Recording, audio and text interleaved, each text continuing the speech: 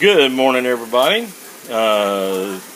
This is New You. I'm cooking breakfast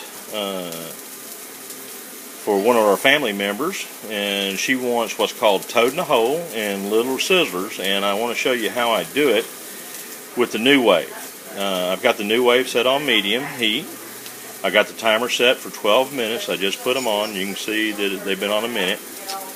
And anyway, I'm doing the sausage, and what's cool about this is I do them 3 minutes on each side. So there's 4 sides: 3, 6, 9, 12. You're done. Okay. So usually it doesn't have to be exact, but it's a good rule of thumb. At medium heat, it usually puts just the right brown on it. And I'm not going to have you watch the whole thing as I'm going through it, but